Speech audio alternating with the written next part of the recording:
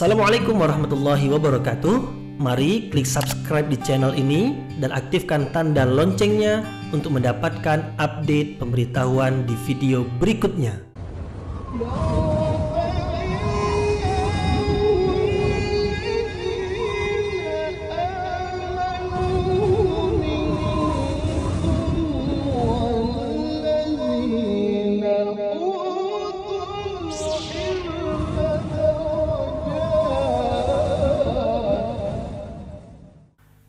A'udzu billahi minasyaitonir rajim. Bismillahirrahmanirrahim. Assalamualaikum warahmatullahi wabarakatuh.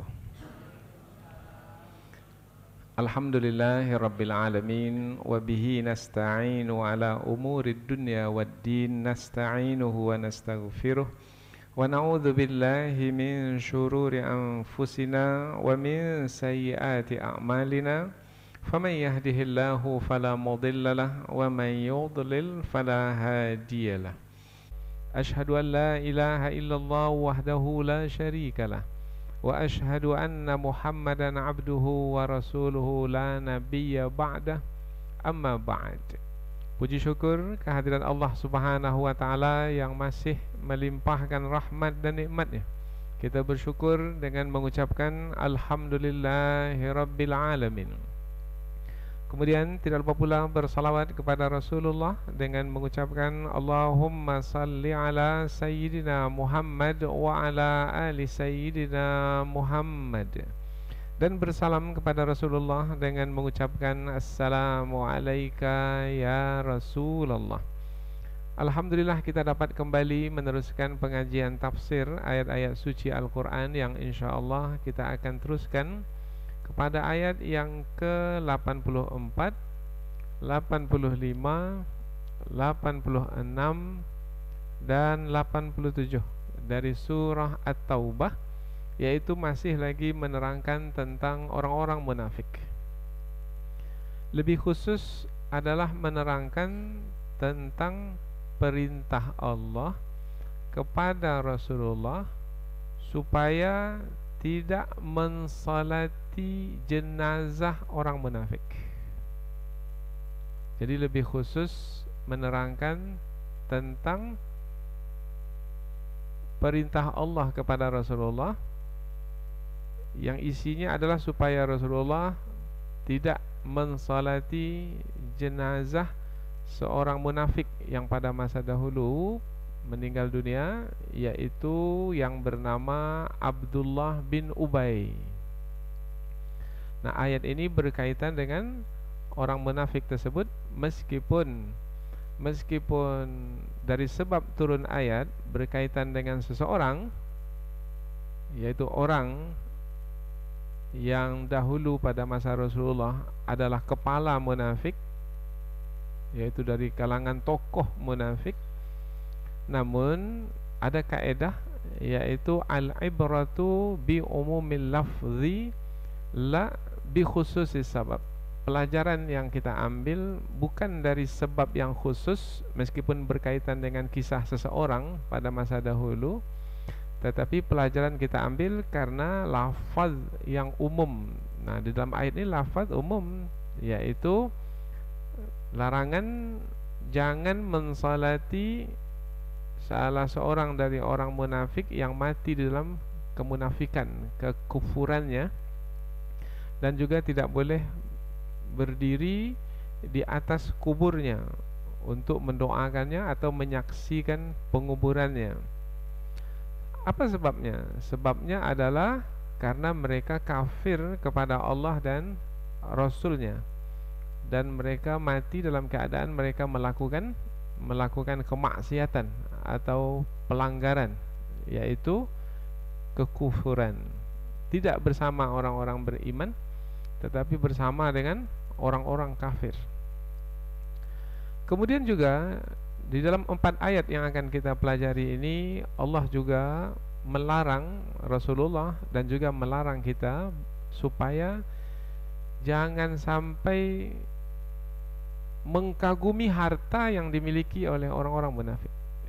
Mungkin orang-orang munafik itu memiliki harta yang banyak, maka jangan kita menjadi terkagum kepada harta yang dimiliki oleh orang munafik, sehingga mendekat pula kepada orang munafik. Semestinya menjauhi dan membebaskan diri, bara'ah dari orang-orang munafik, supaya terjaga keimanan kita. Dan juga sahabat-sahabat kita yang sama-sama beriman dengan keimanan yang sebenarnya tidak menjadi ragu terhadap sikap kita. Kemudian juga jangan sampai kita mengkagumi atau menarik hati kita anak-anak mereka. Mungkin anak-anak mereka pintar-pintar umpamanya, kuat-kuat umpamanya. Kalau yang laki-laki ganteng-ganteng umpamanya, kalau yang perempuannya cantik-cantik umpamanya, maka jangan anak-anak mereka itu mengkagumimu, membuat kamu menjadi kagum. Karena mengapa dilarang? Disebabkan karena Allah Subhanahu wa taala memberikan harta kepada orang munafik tidak sama ketika seperti Allah memberikan harta kepada orang-orang beriman. Apabila kepada orang beriman untuk menyenangkan orang-orang beriman, tetapi kepada orang-orang munafik untuk menyengsarakan orang-orang munafik itu dengan harta bendanya, harta benda mereka, dan juga anak-anak mereka. Jadi anak-anak mereka diberi oleh Allah anak-anak yang sedemikian rupa untuk mengazab mereka, membuat mereka menjadi menderita. Sampai demikian keadaan mereka ke penghujung usia mereka, ketika nyawa mereka melayang, mereka tetap di dalam kekufuran. Kemudian di ayat yang ke-86, berarti ayat yang ketiga dari 4 ayat yang kita pelajari, Allah Subhanahu wa taala menerangkan tentang sikap orang-orang munafik terhadap kebenaran. Kalau tadi apa yang perlu kita lakukan kalau kita mengetahui orang itu orang munafik, dari kalangan orang-orang munafik? Tidak mensolati jenazahnya. Nah, kalau orang munafik itu sendiri seperti apa sikapnya terhadap orang-orang beriman yang menyampaikan kebenaran, terhadap kebenaran yang disampaikan oleh orang-orang beriman? Oh, rupanya sikap mereka ini adalah tidak mau menerima kebenaran, yaitu diantaranya umpamanya adalah apa yang paling mereka tak mau. Yang paling mereka tak mau adalah pergi berperang di jalan Allah, karena orang-orang munafik ini takut mati. Maka ketika ayat Al-Quran yang berkaitan dengan perang turun dan disampaikan kepada mereka, maka mereka meminta izin kepada Rasulullah untuk tidak turut berperang di jalan Allah. Itu sikap orang munafik terhadap kebenaran.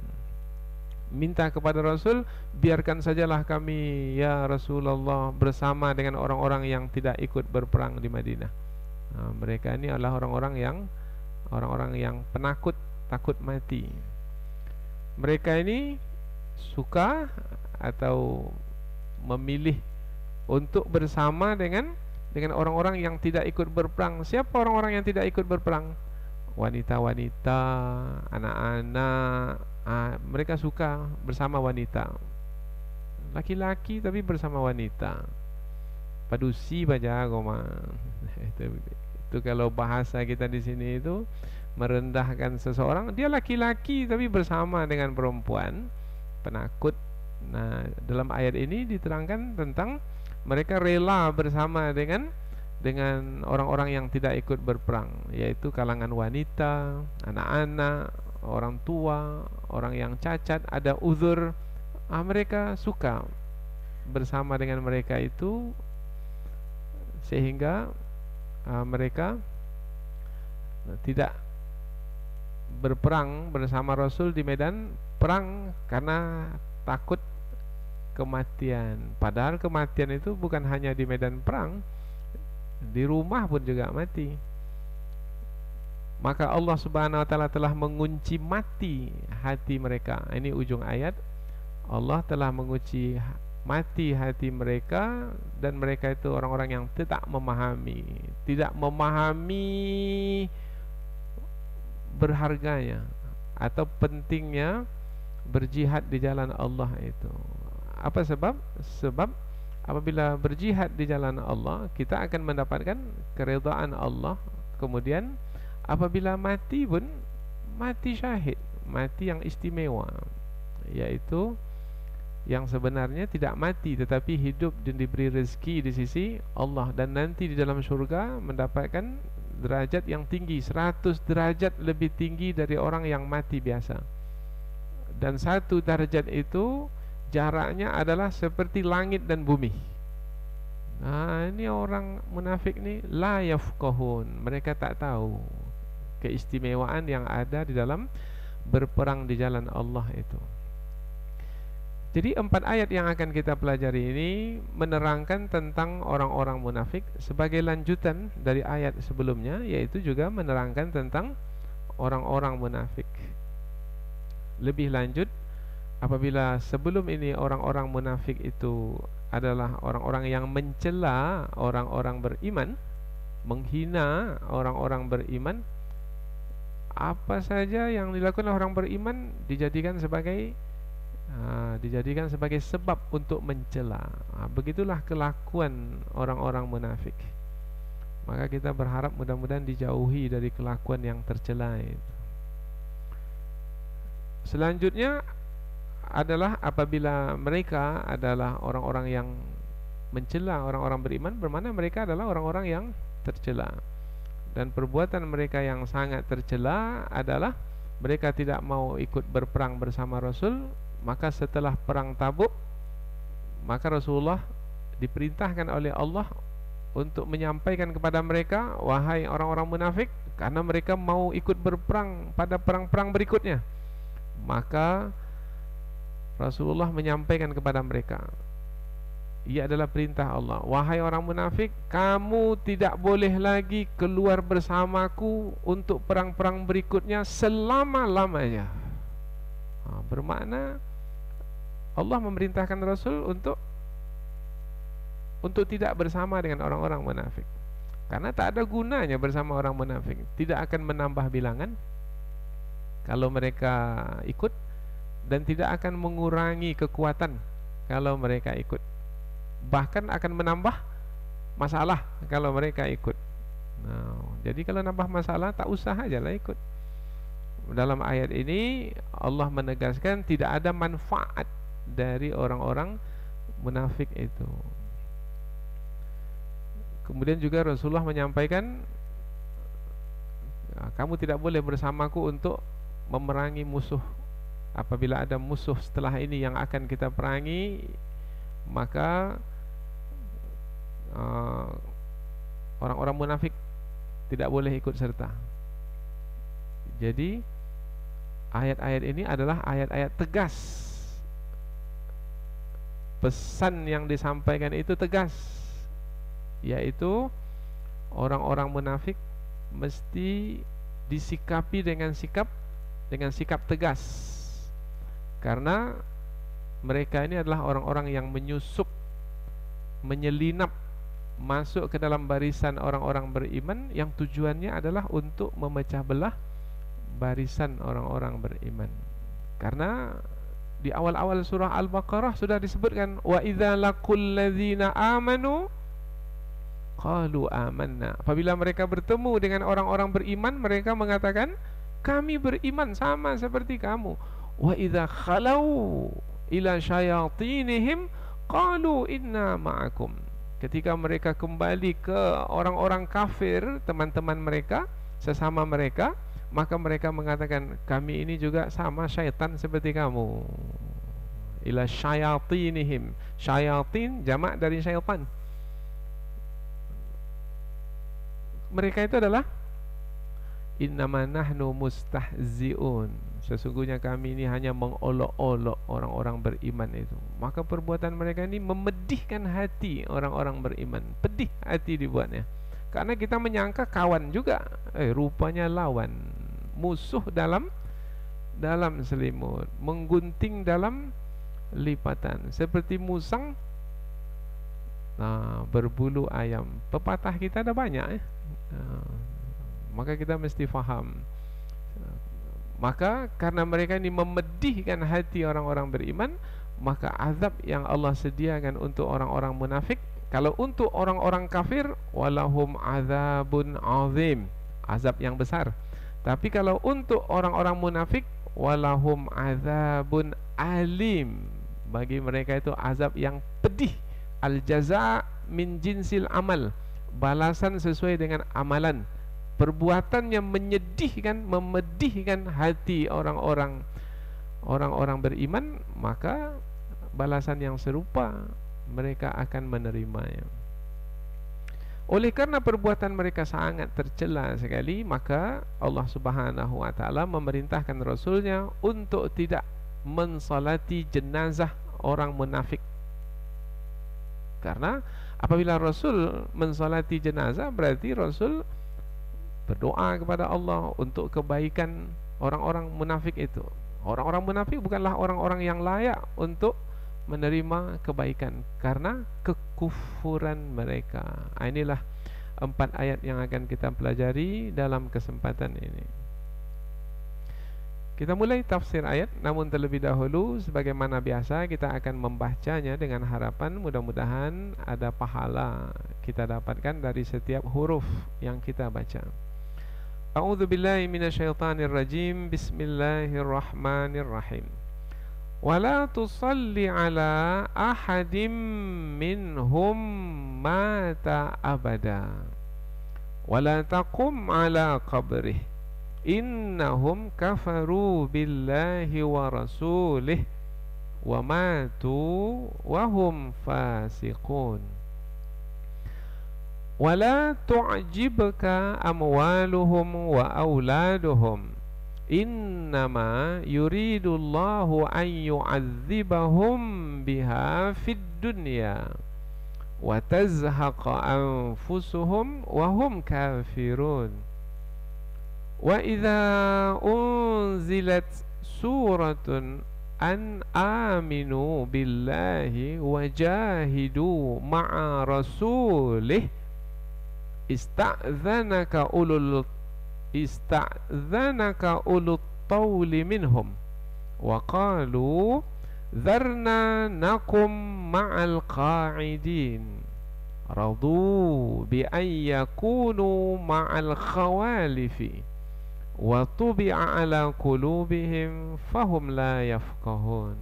Allah berfirman, wala tusalli, dan jangan kamu salat. Kamu di sini siapa? Rasulullah. Ini dari Allah. Wahai Muhammad sallallahu alaihi wasallam, jangan kamu salat, jangan kamu mensalati ala ahadin, ke atas seorang, minhum, dari kalangan mereka. Mereka siapa? Orang-orang munafik. Karena ayat-ayat ini tentang orang-orang munafik. Mata, yang mati, abada, jangan kamu salatkan selama-lamanya. Oh, berarti bukan sekali itu saja, sampai sekarang. Karena syariat itu akan terus dilaksanakan sampai hari kiamat. Wala takum, dan jangan kamu berdiri ala qabrih, di atas kuburnya. Nanti dalam tafsir kita akan beri penjelasan yang lebih panjang. Innahum, karena sesungguhnya mereka itu kafaru billah, kafir kepada Allah. Jadi mengapa mereka itu tidak disolati? Karena mereka itu kafir kepada Allah wa rasulih, dan kepada rasulnya, wa matu, dan mereka itu mati, wa hum fasiqun, dan mereka itu dalam keadaan fasik, terkeluar dari agama. Kita ulang dari pangkal ayat secara langsung. Dan jangan kamu mensalati jenazah seorang di antara mereka yang mati untuk selama-lamanya. Dan jangan kamu berdiri di atas kuburnya, karena sesungguhnya mereka itu kafir kepada Allah dan Rasulnya, dan mereka mati dalam keadaan mereka itu fasik. Ayat berikutnya, wala tu'jibka, dan jangan menarik hatimu. Mu di sini siapa ini? Nabi Muhammad. Nah, karena ayat ini turun dulu kepada Nabi Muhammad, kemudian kita pakaikan kepada kita hari ini. Karena Yang disampaikan kepada Rasulullah dahulu adalah kebenaran yang juga ditujukan kepada kita hari ini. Dan janganlah menarik hatimu, apa yang menarik hatimu? Amwaluhum, harta benda mereka. Harta benda mereka, mereka orang-orang munafik. Harta benda orang munafik itu jangan menarik hatimu, wahai Muhammad. Kemudian kamu mendekat pula kepada mereka, kemudian mengikuti arahan mereka pula. Wa auladuhum, dan juga anak-anak mereka. Apa sebab? Sebab harta benda mereka dan anak-anak mereka yang ada pada mereka tak sama dengan harta benda dan anak-anak yang ada padamu, yang ada pada orang-orang beriman. Nanti kita terangkan di mana bedanya. Pada orang-orang munafik itu untuk menyiksa mereka, sementara pada orang-orang beriman harta benda dan anak-anak itu untuk menyenangkan orang-orang beriman. Innama, sesungguhnya, ini penjelasannya, yuridullah, Allah menghendaki, ayyu'adzibahum, akan mengazab mereka, biha dengannya itu, dengan harta benda itu. Dengannya juga kembali kepada anak-anak, karena ini jadi jamak dia, semua sama sekali pemberian Allah kepada mereka untuk mengazab mereka fid dunya, di dunia ini. Tapi kita lihat mereka senang-senang saja nampaknya. Nanti kita berikan penjelasan. Wa tazhaqa, dan melayang, tercabut, anfusuhum, diri mereka, yang dimaksudkan di sini nyawa mereka, roh mereka, wahum, dan mereka, dan di sini menerangkan keadaan mereka ketika nyawa mereka melayang itu, kafirun, kafir, mereka dalam keadaan kafir. Dan janganlah harta benda dan anak-anak mereka menarik hatimu, sesungguhnya Allah menghendaki akan mengazab mereka dengan harta benda dan anak-anak mereka itu di dunia ini, dan nyawa mereka melayang sementara mereka dalam keadaan kafir. Ayat berikutnya, wa idza unzilat, dan apabila diturunkan suratun, surat ini maksudnya surat Al-Quran, surat Al-Fatihah umpamanya, dan surat-surat yang lainnya, an aminu, supaya beriman, billah, kepada Allah, wajahidu, dan supaya berjihad, ma'a rasulih, bersama dengan Rasulnya. Nah, kalau turun ayat yang seperti itu, yang menyuruh untuk beriman, sungguh-sungguh beriman, yang menyuruh untuk berjihad dengan Rasul, bagaimana sikap orang-orang munafik? Ista'dzanaka, maka akan meminta izin kepadamu ulul tauli, yaitu orang-orang yang punya kemampuan. Siapa orang yang punya kemampuan? Laki-laki, sehat, kaya, minta izin minhum, dari kalangan mereka, orang-orang munafik, waqalu, dan mereka berkata, zarna, ini dia permintaan izin mereka, yaitu biarkanlah kami, nakum ma'al qaidin, untuk bersama dengan orang-orang yang tidak ikut berperang. Minta izin supaya tak ikut berperang. Tadi sudah kita sebutkan apa sebabnya? Takut mati, atau cinta dunia, karena harta benda banyak, anak-anak di sekitar mereka. Dan apabila surat diturunkan supaya mereka beriman kepada Allah dan supaya mereka berjihad bersama dengan Rasulnya, maka orang-orang yang punya kesanggupan dari kalangan mereka itu meminta izin kepadamu, dan mereka berkata, biarkanlah kami bersama dengan orang-orang yang tidak ikut berperang. Berikutnya, radu, mereka itu rela, berpuas hati, bi ayyakunu, untuk menjadi orang-orang yang ma'a, bersama, al-khawalifi, orang-orang yang tidak ikut berperang. Al-khawalifi jamak dari khalifah, yaitu orang yang tidak ikut berperang. Siapa yang tak ikut berperang? Wanita-wanita, anak-anak, orang tua. Wa tubi'ah, maka dikuncilah ala qulubihim, atas hati mereka. Kalau sudah terkunci, tak terbuka, tak ada masuk peringatan, tidak nasihat, tidak. Fahum la yafqahun, seperti itulah keadaan hati mereka, maka mereka itu tidak memahami apa-apa, tidak memahami kebaikan untuk beriman, tidak memahami kebaikan untuk berjihad bersama Rasul di jalan Allah. Mereka rela untuk menjadi orang-orang yang bersama dengan orang-orang yang tidak ikut berperang, dan dikunci matilah hati mereka. Dan mereka itu adalah orang-orang yang tidak memahami kebaikan apa-apa. Karena ketidakfahaman itulah maka mereka meminta izin untuk tidak pergi berperang. Kalau mereka faham, tak diperintahkan pergi berperang pun, mereka yang bertanya kepada Rasul, kapan kita pergi berperang ini lagi wahai Rasul? Karena ingin untuk mati syahid di jalan Allah, karena keistimewaan mati syahid yang begitu tinggi. Inilah 4 ayat. Setelah kita baca dan kita terjemahkan, ini sudah semakin mendekatkan kita kepada kandungan ayat. Maka apabila berikutnya tafsiran, yaitu penjelasan yang lebih panjang, maka akan lebih mudah bagi kita untuk memahami 4 ayat yang berkaitan dengan orang-orang munafik, yaitu mulai dari ayat yang ke-84 sampai ayat yang ke-87 dari surah At-Taubah.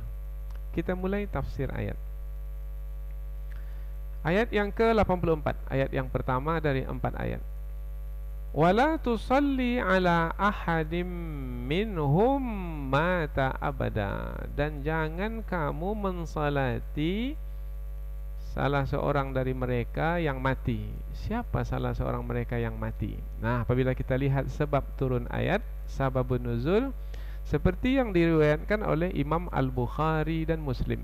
Berarti sahih, kuat sekali sebagai sandaran ayat ini. Ini disebutkan dalam tafsir Imam Ibnu Katsir, dan juga para ulama banyak menukilkan riwayat tentang sebab turun ayat ini, yaitu ceritanya meninggal dunia, mati pemimpin orang-orang munafik yang bernama Abdullah bin Ubay. Abdullah bin Ubay. Abdullah bin Ubay punya anak, nama anaknya Abdullah. Jadi Abdullah bin Abdullah. Anaknya ini dari kalangan sahabat yang sungguh-sungguh di dalam beriman dan bagus keislamannya. Jadi si bapak yang mati ini dari tokoh munafik, si anak dari sahabat Nabi yang baik. Maka ketika si bapak meninggal dunia, si anak ini datanglah menemui Rasulullah sallallahu alaihi wasallam. Siapa tadi nama anaknya? Abdullah bin Abdullah. Datang menjumpai Rasul, ya Rasulullah, bapakku meninggal dunia. Kemudian apabila Rasulullah mendengar berita itu, maka Rasulullah memahami, oh, bapaknya berarti Abdullah bin Ubay, yaitu salah seorang tokoh munafik. Yang menariknya adalah si anak ini meminta kepada Rasulullah, ya Rasulullah, aku meminta kepadamu supaya engkau memberikan bajumu untuk menjadi kafan ayahku. Kalau kita kasih tidak baju kita ya, untuk kain kafan tokoh munafik. Nah, rupanya Rasulullah memberikan bajunya yang biasa dipakai oleh Rasul, yang bersentuhan dengan kulit Rasul, karena setiap yang dipakai oleh Rasul itu ada keistimewaannya. Jangankan baju Rasul, sisa wuduk Rasul pun diperebutkan oleh para sahabat. Karena ada keistimewaannya. Ini disebutkan di dalam kitab hadis. Apalagi baju Rasul diberikan kepada Abdullah bin Abdullah ini, disebabkan karena Abdullah ini seorang sahabat yang baik. Nah, karena seorang sahabat yang baik meminta, Rasulullah memberi, meskipun diberitahu itu adalah untuk bapaknya. Bukan hanya itu, si anak ini pun juga minta, datanglah ke rumahku ya Rasul untuk mensalati jenazah bapakku. Rasulullah datang atau tidak? Datang. Rasulullah datang. Rasulullah datang, pergi sampai ke rumah Abdullah bin Ubay, si bapak ini. Kemudian ketika Rasulullah akan mensalatinya, datang Umar bin Al-Khattab, menarik baju Rasul. Ya Rasulullah, apakah engkau akan mensalati kepala munafik ini? Nah, apa jawaban Rasul? Mengapa Umar menghalang? Karena sudah ada ayat yang menyebutkan bahwasanya tidak boleh mensolati, mendoakan orang-orang munafik. Ayat sebelum ini, ayat yang keberapa sebelum ini? Ayat yang ke-80. Istaghfir lahum aw la tastaghfir lahum in tastaghfir lahum 70 marrah falan yaghfirallahu lahum dzalika bi annahum kafaru billahi wa rasulih. Kamu meminta ampun kepada Allah untuk mereka, untuk orang-orang munafik itu, atau kamu tidak minta ampun, sama saja. Jika kamu meminta ampun 70 kali, sudah kita terangkan mana 70 kali sebelum ini. Apa makna 70 kali? Sebanyak apapun, Allah sekali-kali tidak akan mengampuni mereka. Wah, Umar memahami, ya Rasulullah, kan kita tak boleh ini berdoa kepada Allah untuk mengampuni mereka. Sementara doa untuk jenazah itu apa? Allahumma ghfir lahu, ya Allah ampunilah dia, warhamhu wa'afihi wa'fu anhu. Kemudian, wah, keadaan seperti itu ya. Itu kalau berlaku sekarang suasananya seperti apa di rumah itu? Bahkan dikatakan dalam riwayat, Umar itu berdiri di depan Rasul. Macam mana Rasulullah mau melanjutkannya? Karena memang Umar ini lain dari yang lain, punya kegagahan, keberanian. Keberanian itu karena kebenaran. Maka turunlah ayat ini. Ayat ini turun membenarkan tindakan Umar itu. Maka ada di antara ulama menjadikan ayat ini sebagai dalil tingginya kedudukan Umar. Jadi min manaqibi Umar bin Al-Khattab adalah wahyu turun membenarkan tindakannya. Luar biasa.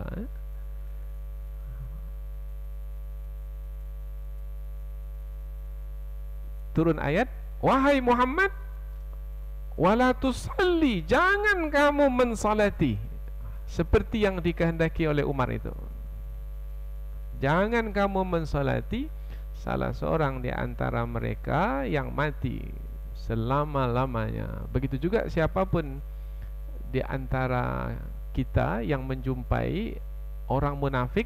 Tapi ingat ini, ada catatan, jelas-jelas betul kemunafikannya. Kalau tak jelas, solatilah. Tapi kalau tak jelas, ya. Tapi kalau sudah jelas-jelas betul kemunafikannya, menista Al-Quran bersama dengan orang-orang kafir, mencela orang-orang beriman, merendahkan syariat dan ajaran Islam, tapi masih juga mengaku sebagai orang Islam, ini orang munafik ini. Maka beberapa waktu yang lalu itu ada spanduk, orang munafik tidak akan disolatkan di masjid ini. Nah, jadi ada pengurus-pengurus masjid itu, nah, dibuatnya spanduk, kami tidak mensolati orang-orang munafik di masjid ini. Nah, karena ayat ini mengamalkannya. Maka para ulama mengeluarkan fatwa, yaitu apabila kita mengetahui orang munafik jelas kemunafikannya, tidak diperbolehkan untuk mensalatinya. Padahal kita diwajibkan ya untuk menyelenggarakan jenazah fardu kifayah. Nah, ini pula dilarang. Apa sebab? Sebab mereka itu sebenarnya orang-orang munafik bukan termasuk ke dalam kumpulan orang-orang beriman. Mereka adalah orang-orang kafir. Bagaimana kesudahan cerita tadi ya? Kesudahannya Rasulullah tidak mensalati jenazah Abdullah bin Ubay. Tapi ada riwayat. Jadi ada beberapa riwayat ini, yaitu ada yang mengatakan Rasulullah mensalatinya. Kemudian ayat ini membatalkannya. Jadi ada dua. Tidak sempat Rasulullah mensalatkannya, tetapi ada lagi riwayat Rasulullah mensalatkannya, tetapi ditegur oleh Allah melalui ayat ini. Dua-dua. Mengapa Rasulullah mensalatinya juga? Tadi dikatakan bahwasanya ada ayat yang melarang, maka ulama memberikan penjelasan. Karena Rasulullah sendiri pun juga memberikan penjelasan, yaitu innama khayyarani. Sesungguhnya Allah Subhanahu wa taala di dalam ayat istaghfir lahum aw la tastaghfir lahum itu maknanya adalah Allah memberikan pilihan kepadaku. Wahai Muhammad, kamu meminta ampun kepada Allah untuk mereka atau tidak meminta ampun kepada Allah untuk mereka. Kan ada kata atau, maka difahami sebagai pilihan, memilih. Nah, tetapi Umar memahaminya itu adalah larangan, tak boleh. Rupanya Allah membenarkan apa yang difahami oleh Umar bin Al-Khattab. Baik. Apa sebabnya Allah melarang orang-orang beriman untuk mensalati jenazah orang-orang kafir yang jelas-jelas kemunafikan mereka, orang-orang munafik yang jelas-jelas kemunafikan mereka? Sebabnya karena mereka kafir kepada Allah dan Rasulnya. Bukan hanya mensalati, tetapi juga untuk menyelenggarakan jenazahnya sampai ke kubur. Nah, kita kan bukan hanya mensalati, kita bawa ke kubur, kemudian kita kuburkan. Dalam ayat ini, wala takum ala qabri, dan jangan kamu berdiri di atas kuburnya. Apa makna berdiri di sini ini? Jangan kamu berdiri. Larangan berdiri ini apa maknanya? Pertama, maknanya jangan mendoakannya. Karena Rasulullah SAW apabila pergi menghantar jenazah ke kubur, kemudian Rasulullah akan berdoa kepada Allah dan memerintahkan orang-orang beriman untuk berdoa kepada Allah. Yaitu Rasulullah mengatakan istaghfiru li akhikum, minta ampun kepada Allah untuk saudaramu yang meninggal ini. Salu lahul afiyah, minta kepada Allah supaya dia diberikan kemaafan. Kemudian juga meminta kepada Allah, yaitu supaya Allah mengokohkan orang yang meninggal dunia ini, karena fa innahu an yus'al, sesungguhnya dia sekarang ini sedang ditanya ini. Kan mayat dalam kubur ditanya, apa yang ditanyakan kepada mayat dalam kubur? Siapa Tuhanmu? Apa kitab sucimu? Apa agamamu? Bisa menjawab, maka tenanglah hidup di dalam kubur. Tak bisa menjawab, disiksalah di dalam kubur. Nah, didoakanlah dari atas kubur supaya dapat menjawab pertanyaan. Itu Rasulullah menyampaikan, yaitu doakan untuk mayat yang ada dalam kubur ini. Tetapi dalam ayat ini, jangan kamu berdiri, maknanya jangan kamu mendoakan mayat yang dalam kubur itu ketika kamu berada di atas kubur itu. Allah mensolatinya tidak, mendoakannya pun juga tidak. Tapi ada lagi satu lagi tafsiran, makna jangan kamu berdiri di atas kubur, jangan kamu ikut serta menyelenggarakan jenazahnya untuk menguburkannya ke kubur. Berarti maknanya apa ini? Maknanya berlepas dirilah dari orang-orang munafik. Nah, itu maknanya. Lalu biarkan aja orang lain suruh menguruskannya, siapa yang menguruskannya. Ya, kalau dia punya ahli keluarga, biar ahli keluarganya sajalah menguruskannya. Ke masjid tidak, bersama dengan orang-orang beriman tidak, malah mencela orang-orang beriman, mengejek orang-orang beriman. Nah, tapi masih juga mengaku sebagai umat Islam. Mati. Nah, mati. Macam mana? Kita sholat kan? Jangan. Ini ayat Al-Qur'annya ini. Allah, sedih betul lah nasibnya Ustaz. Kita mengamalkan ayat ini. Bukan sedih sebagai ukurannya. Mengamalkan ayat ini sebagai bentuk bukti keimanan kita kepada Allah Subhanahu wa taala. Kalau tak mau seperti yang disebutkan dalam ayat ini, jangan jadi munafik. Baik-baik ajalah hidup ini. Kalau memang ia beriman kepada Allah, buktikanlah keimanan kepada Allah. Maka nanti akan diperlakukan sebagai orang-orang beriman. Karena hukum asal di dalam Islam, apabila seseorang itu beriman, diselenggarakan jenazahnya itu, mulai dari memandikan, mengkafankan, mensolati, membawanya ke kubur, mendoakan, dan itu diperintahkan di dalam Islam. Bahkan siapa yang menyelenggarakan itu sama seperti mendapatkan pahala satu gunung, 2 gunung banyaknya itu kebaikannya. Itu bagi siapa itu? Bagi orang-orang beriman. Bagi orang munafik tidak. Itu dia. Jadi ada ketegasan ya, ada ketegasan. Apa sebabnya? Innahum kafaru billahi wa rasulih. Sesungguhnya mereka itu adalah orang-orang yang kafir kepada Allah dan Rasulnya. Wa matu wa hum fasikun, dan mereka mati sementara mereka itu dalam keadaan fasik. Coba kita lihat ayat ini. Pertama, Allah menyebut mereka itu kafir. Innahum kafaru, disebut kata kafir. Kemudian di ujung ayat wahum fasikun, dan mereka itu adalah orang-orang fasik. Mana yang lebih parah? Parah ini, dua-duanya buruk ini. Kafir buruk, fasik pun buruk. Mana yang lebih buruk? Yang lebih parah buruknya ini, kafir atau fasik? Fasik atau kafir? Tak akan mungkin bisa menjawab kalau tak tahu maknanya. Tahu dululah maknanya, baru kita tahu. Kafir tidak beriman kepada Allah, fasik.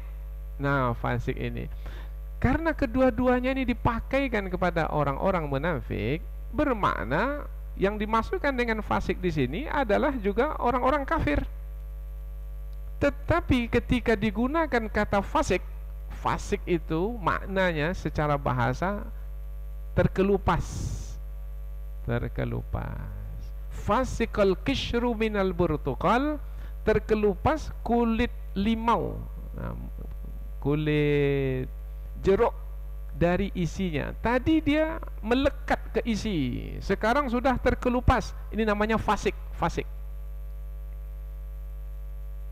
Nah, di dalam tafsir diterangkan, kalau terkelupas bermakna tidak lagi bersama dengan isi. Kulit itu sudah terpisah dari isi. Mana yang lebih parah, orang kafir atau orang fasik? Nah, kita sebut contoh satu.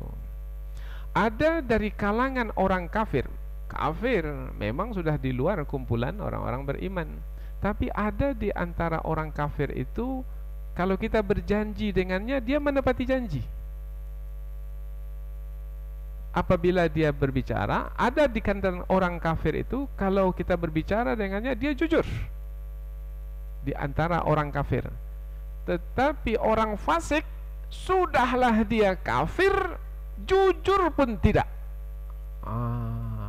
Karena jujur kan adalah sifat nilai dari orang-orang beriman. Dia tidak jujur. Lawan jujur dusta. Dusta terkelupas dari nilai Islam, yaitu kejujuran. Tidak menepati janji, terkelupas. Jadi mana yang lebih parah ini, kafir atau fasik dalam ayat ini? Karena kafir disebut dulu, baru fasik. Mereka itu adalah orang-orang kafir, mereka itu adalah orang-orang fasik. Kedua-duanya ditujukan kepada orang munafik. Bermakna perbuatan fasik di dalam ayat ini lebih buruk, dan itu adalah kelakuan orang-orang munafik. Tanda orang munafik 3. Apabila bercakap, bohong, terkelupas dengan kebohongannya itu. Apabila berjanji, ingkar. Apabila diberi amanah, khianat. Ini tiga-tiga ini terkelupas. Bohong terkelupas, ingkar janji terkelupas, khianat terkelupas. Orang-orang yang terkelupas disebut fasikun dalam ayat ini nih. Nah, dalam ayat lain pula penjelasannya. Untuk ayat ini karena berkaitan dengan orang-orang munafik. Innahum kafaru billahi wa rasulih. Sesungguhnya mereka itu orang-orang yang kafir kepada Allah dan Rasulnya. Wa matu, dan mereka itu mati. Bagaimana keadaan mereka mati? Wahum fasikun, mereka itu mati dalam keadaan mereka itu fasik, yaitu mereka tidak sedikit pun menjalankan ajaran Islam yang mulia. Jadi ada kebaikan yang diharapkan dari orang munafik? Tidak ada. Tidak ada kebaikan yang diharapkan dari orang-orang munafik. Jadi apa sebabnya dilarang mensolati jenazah orang munafik? Karena orang munafik ini orang yang kafir kepada Allah dan juga orang yang fasik di dalam menjalani kehidupan beragama. Ayat berikutnya, wala tu'jibuka amwaluhum wa auladuhum. Jangan harta benda orang-orang munafik itu dan anak-anak orang munafik itu mengkagumkanmu atau membuat kamu menjadi tertarik kepadanya. Jangan. Apa sebab? Hati-hati. Jangan lihat hartanya saja atau anaknya saja, karena Allah memberikan harta dan anak kepada orang munafik untuk mengazab orang munafik itu. Apa gunanya harta kalau harta itu untuk menyengsarakan? Apa gunanya anak kalau anak itu menyengsarakan? Maka ada orang yang menyesal punya harta, menyesal punya anak. Ada kata seorang ibu, lebih baik saya miskin, Ustaz. Dulu miskin senang hidup saya, setelah punya harta ini sengsara saya. Dulu miskin bisa saya tidur nyenyak, sekarang kaya tak bisa tidur malam saya. Oh, ini sengsara dengan hartanya. Anak juga begitu. Lebih bagus tak punya anak. Kalau macam ini anak menyamak. Apa menyamak itu? Anak ini buat susah saya. Bukan membuat senang, malah membuat susah. Nah, harta dan anak pada orang munafik berbeda nilainya apabila dibandingkan dengan harta dan anak pada orang-orang beriman. Innama, ini dia, sesungguhnya. Kalau disebut innama, sesungguhnya harta benda yang ada di tangan orang-orang munafik itu tujuannya adalah yuridullahu ayyu'adzibahum biha fid dunya. Allah menghendaki akan mengazab mereka dengan harta benda yang ada pada mereka itu. Jadi jangan lihat harta saja, lihat jugalah nilai dari harta tersebut. Di tangan siapa? Di tangan orang beriman nilainya bagus. Di tangan orang munafik nilainya buruk. Maka jangan harta benda yang ada di tangan orang munafik itu membuat kamu terkagum-kagum. Saya mau mendapat harta juga lah kalau begitu. Mendekat dia kepada orang munafik itu, supaya dapat tetesan sedikit dari harta orang munafik. Atau akan berkelakuan seperti kelakuan orang munafik, yaitu orang munafik tamak kepada harta, tidak pernah merasa puas. Kalau orang tak pernah merasa puas dengan harta, dia tidak akan pernah menikmati harta. Macam mana mau menikmati, tak pernah merasa puas? Dulu naik sepeda motor, nikmati aja lah sepeda motor. Tapi dia tak menikmati ketika menaiki sepeda motor. Dia lihat, kalaulah saya punya mobil kan enak saya, tak berhujan-hujan, tak berpanas-panas. Nikmati aja lah sepeda motor itu, maka akan menikmati. Kalau tidak, Allah, macam mana sepeda motor dah berapa tahun ini, tak merasa puas, sengsara. Datang orang bawa mobil lebih bagus lagi, aduh itu mobilnya lebih bagus lagi, sengsara. Dan dia tak juga akan naik mobil itu. Maka jangan tamak, puas, redha, rela sajalah dengan apa yang ada. Rezeki kan sudah ditakdirkan oleh Allah SWT. Jadi jangan lihat apa yang ada pada orang, tapi lihatlah apa yang ada pada kita. Sedikit apapun yang ada pada kita, syukuri, dan kita akan menikmatinya. Tetapi itu tidak akan berlaku pada orang-orang munafik. Orang munafik selalu melihat harta yang ada pada orang lain, dan tidak pernah merasa puas dengan harta yang ada pada diri sendiri.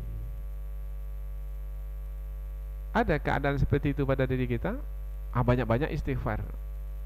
Berarti ada tanda-tanda kemunafikan pada diri kita. Jangan pakaikan ayat ini pada orang lain, karena siapapun di antara kita ini mungkin berkemungkinan tergelincir ke sifat-sifat kemunafikan. Mudah-mudahan Allah menyelamatkan. Amin. Di dunia diazab dengan harta benda dan anak-anak. Jadi orang munafik ini tidak akan mendapatkan kebaikan di dunia, meskipun nampaknya punya harta, punya anak. Karena yang membuat kita menikmati harta dan anak-anak itu adalah hati kita. Hati yang macam mana? Hati yang ada iman di dalamnya, maka akan menikmati.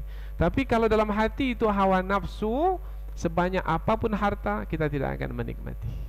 Karena sifat hawa nafsu, tabiat hawa nafsu, tidak pernah merasa puas. Kemudian kalau hawa nafsu itu pula dengki. Apa dengki itu? Tidak suka orang lain mendapatkan kebaikan. Maka ia akan berpikir, macam mana harta yang ada di tangan orang itu habis harta orang baru dia senang. Rupanya Allah pula menambah-nambah harta yang ada pada orang itu. Sesaklah nafasnya, tersiksa batinnya. Allah mengazabnya dengan harta benda yang ada padanya, dan juga yang ada pada orang lain. Maka orang munafik, orang yang sengsara di dunia dan di akhirat. Wa tazhaqa anfusuhum, dan ketika nyawa mereka melayang, wahum kafirun, dan mereka dalam keadaan kafir. Ini adalah isyarat kalau sudah mati dalam kekufuran, su'ul khatimah, macam mana nasibnya di hari akhirat? Sengsara, siksaan yang abadi setelah kematian tiba.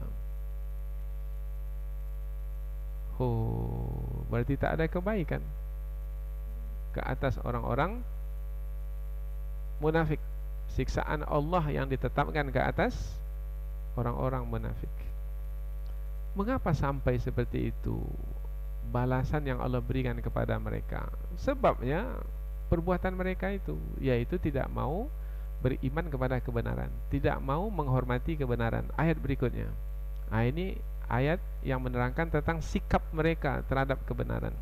Wa idza unzilat surah, apabila diturunkan satu surat, ada yang memahami dari kalangan ulama tafsir, tamamuha, yaitu sempurnanya satu surat diturunkan, au ba'du ayatis surah, yaitu sebahagian dari surat.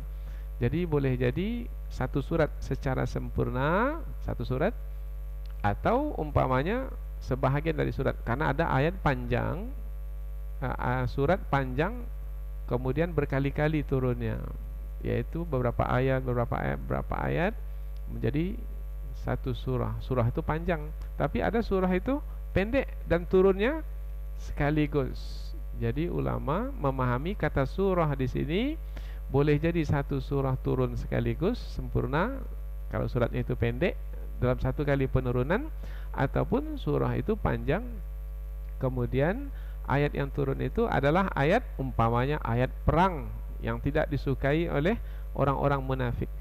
An aminu billah, supaya beriman kepada Allah. Orang-orang munafik, orang-orang yang kafir karena menyimpan kekufuran, diperintahkan mereka supaya beriman, mereka tak mau beriman.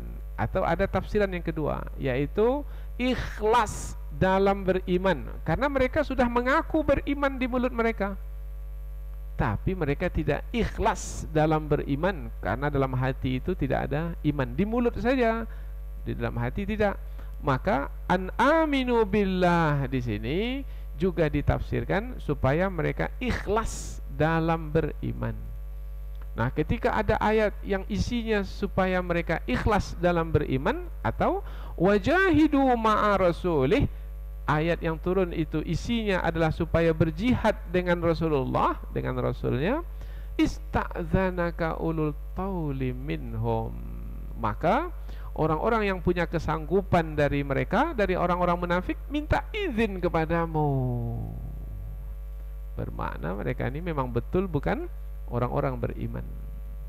Itu tanda orang munafik itu tidak membuktikan keimanan, yaitu ada ayat berupa kewajiban berperang, mereka tidak mau menjalankan kewajiban tersebut. Untuk membuktikan keimanan, jalankan kewajiban. Kewajiban sholat tak dijalankan, kewajiban berpuasa tidak dijalankan, kewajiban yang telah ditetapkan dan dalam kesepakatan memang itu adalah kewajiban, tidak dijalankan, maka membuktikan sebagai orang-orang munafik. Bahkan mereka dengan terang tanpa malu dan dengan berani mengatakan kepada Rasul, waqalu, dan mereka berkata, zarna nakum ma'al qaidin, biarkan kami bersama dengan orang-orang yang tidak ikut berperang. Kalau sudah seperti ini, jelas tidak ini kemunafikannya? Jelas. Pada masa Rasul yang jelas-jelas kemunafikan itu berapa orang? Dalam riwayat Qatadah yang jelas-jelas kemunafikannya itu, dan ada pula ayat yang membenarkannya, jumlahnya 12 orang. 12. Bermakna yang 12 ini memang tokoh-tokohnya ini. Tapi masih ada tidak di sana lagi yang munafik? Masih. Jadi ada yang kadar munafik itu terang-terangan, jelas, ini kepalanya ini. Ada pula yang lebih rendah dari itu. Jadi bertingkat-tingkat juga kemunafikan itu. Radu bi an yakunu ma'al khawalif, mereka itu rela bersama dengan orang-orang yang tidak ikut berperang. Nah, tadi orang-orang yang tidak ikut berperang al-qaidin. Al-qaidin yang duduk, maknanya tidak tegak, tidak pergi ke medan perang. Sekarang pula al-qaidin itu diganti dengan kata al-khawalif. Maknanya juga orang-orang yang tidak ikut berperang. Mengapa di sini ini al-khawalif? Maka ulama pun memberikan penjelasannya, yaitu al-khawalif ini jamak dari khalifah. Siapa itu khalifah? Wanita. Mengapa wanita disebut khalifah? Khalifah itu maknanya yang menggantikan. Mengapa disebut wanita itu sebagai yang menggantikan? Karena suaminya pergi berperang, siapa yang menggantikan di rumah? Suami pergi, yang menggantikan istri. Nah, dia bersama dengan istri, maka istri sebenarnya dia itu, meskipun dia laki-laki. Maka dikatakan kepada para suami, jangan kamu menjadi istri yang solehah. Bukan. Kalau itu jelasnya, jangan kamu menjadi suami yang solehah. Biasanya istri yang solehah, ini kok suami yang solehah? Karena kalau istri tidak ke masjid tak apa-apa, Tapi kalau suami tak ke masjid, oh bermakna ini suami yang solehah, tidak ikut salat berjamaah di masjid. Seperti itu juga.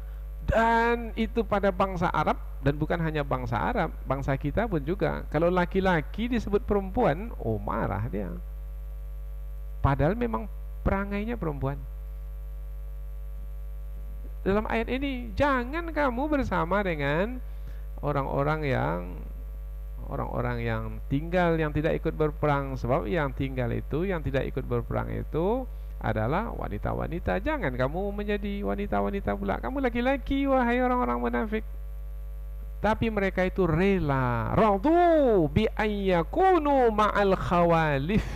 Mereka itu rela bersama dengan wanita-wanita yang menggantikan laki-laki di rumah-rumah mereka.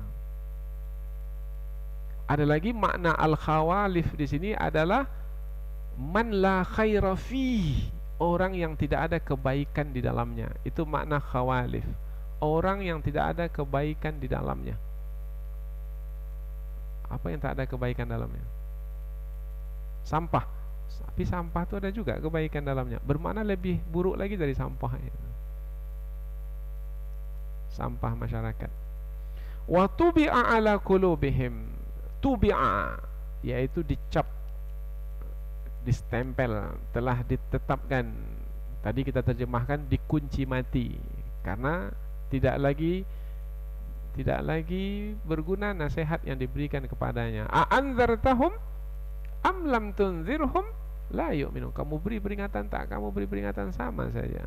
Wa tubi'a ala qulubihim, seperti itulah keadaan hati mereka, sebab tidak juga mau berubah, tetap juga di dalam kekufuran. Seperti itu terus hati orang-orang munafik, maka Allah tetapkan hatinya seperti itu sampai mereka mati. Fahum la yafqahun, sementara mereka itu tidak memahami bahwasanya kebaikan itu ada pada keimanan kepada Allah, ikhlas dalam beriman kepada Allah. Kebaikan itu ada pada berperang di jalan Allah, berjihad bersama Rasulullah sallallahu alaihi wasallam.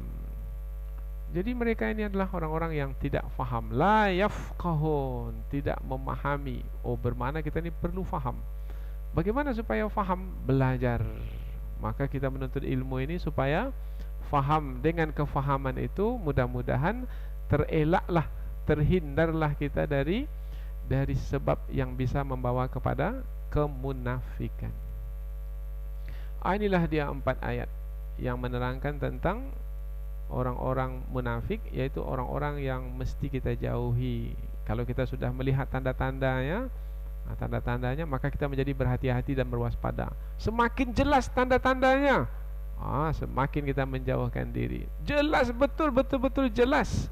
Nah, kalau betul-betul jelas, maka kita tidak akan letakkan dia dalam kumpulan kita. Kemudian nanti kalau dia mati, di dunia dijauhkan, ketika akan mati pun juga dijauhi, yaitu tidak disalatkan, kemudian tidak mendoakan meskipun dia telah mati. La tusalli ala ahadim minhum mata abada, jangan kamu salati salah seorang di antara mereka orang munafik itu yang mati selama-lamanya, jangan kamu salatkan.